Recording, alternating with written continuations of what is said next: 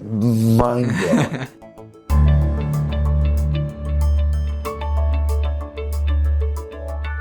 Okay, so I want to start with you, Ella, because one of the many things that stood out for me this season was that flea soup. That you have flea. That did not look too good. No, that was such a fun scene to film. So gross.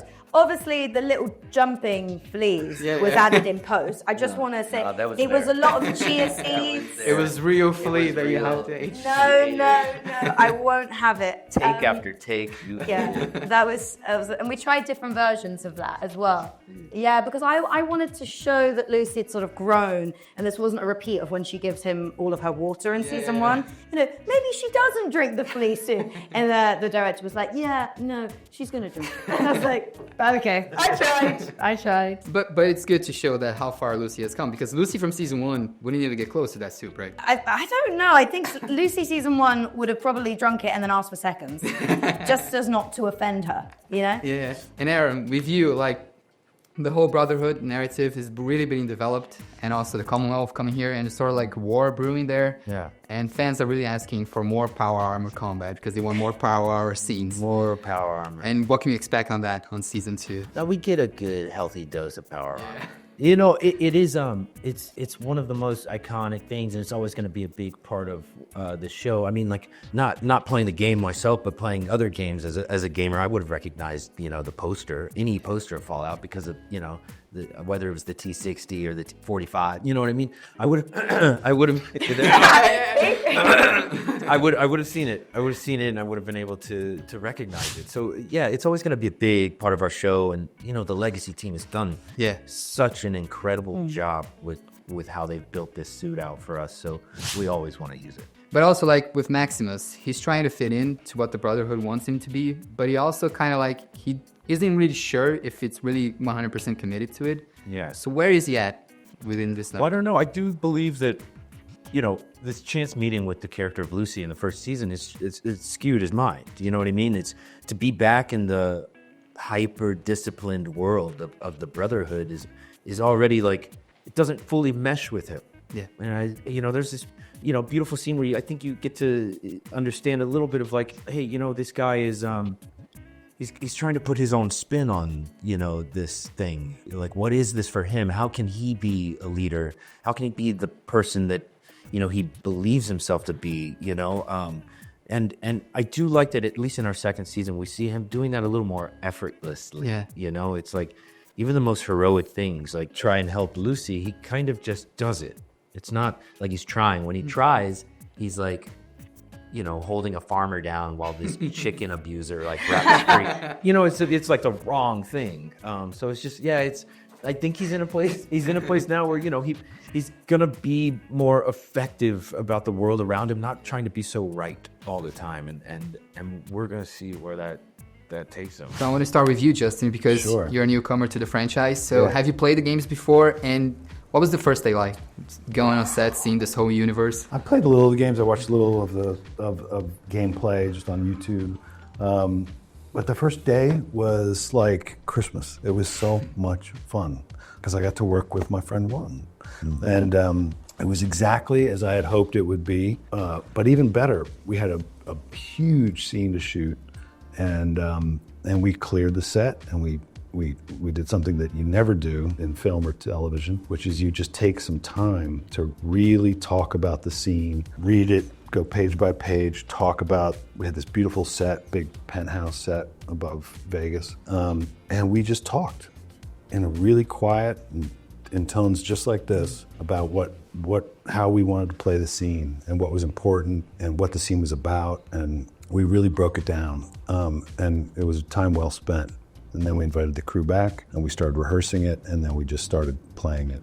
And it was a really fun day on set. It was one of those days where you drive home and oh, that was really special. That was fun. So the practical effects on the show are completely amazing. And how big of a factor was that when they started recreating New Vegas and all the deadly threats that they have on Wasteland? mind blowing. You walk onto a set designed by Howard Cummings, and your mind is blown. I mean, he's doing, and his team are doing all the work for you. And Jonah plays a big part of that, even though he didn't direct this year. And there are things in there that are very, very, very important to him. And you have to understand that this is from Fallout. Geneva and Graham also. They bring, it's their imagination. They're imagining this world, and how do we tell this story? And some of these things that they conceive of, I never in a million years could have ever thought about these things in this specific way. Yeah, it's one thing to read and it. he's a writer, man. I mean, When you read it, you think, oh, this looks big, this looks thing. But whatever you're reading on the page is 9 times bigger, 9 times more sort of wrought and just present, you know, like, I mean, some of those shots of just those big, what are they, quadcopters or whatever, coming into hangars and even just the wasteland and Vegas and all the it's just, those sets are really special places. there was a Vegas in the past, Cooper Howard coming into it with his wife, and then you had Vegas in the present. And we built this one set, they built it, that was in North Hollywood. And what was so great for so many people that use this freeway is that they could see it. It's covered up to the extent that you can cover up, you know, 4 city blocks or whatever it wound up being, but you still see it. And then it became kind of a thing people were talking about, because it's like, oh my God, that's Fallout. Well, that's New Vegas. There it is. It's like building a city right off the right there. 101. It was very, very, very cool. Yeah. The way these sets are built are incredible. I remember season 1 going into where they built Philly, and you could go into any shop in that little strip, and there was money in the till, there was dust on the shelves. You know, the attention to detail is phenomenal. Being able to act opposite these creatures that are built, you know, they're being puppeteered, they're moving, their facial expressions are changing. You get to respond in real time. I'm sure it makes you a better actor, but more than anything, it's just fun. Well, it does like give you a springboard for your imagination, right? It does. You know, there's some things that, like, I guess if you can imagine when you're acting, you have to hold everything in your imagination, all the imaginary circumstances. But to not have to imagine a full city block, because Howard Cummings and his team built full city blocks for New Vegas. You know what I mean? It's just remarkable what they've been able to accomplish. Also, the wasteland is pretty ruthless, and you have to make some tough decisions, some tough sacrifices. And in the end, for you too, what would be the one thing that would get you in the end? Like, that you wouldn't be able to live without, or you wouldn't be able to do in order to survive? I mean, gosh, everything. I wouldn't fare well in the wasteland. I'm a bit like Lucy in that I think I would take a chance on the wrong person. You know, someone would be like, help me, and I'd help them, and then they'd kill me. It would just be like, I'd probably be a couple days in. That sounded like such a non-player character. Help me. Help me. Help me. Yeah, this is my best action. The most NPC ever. Get it all. Yeah.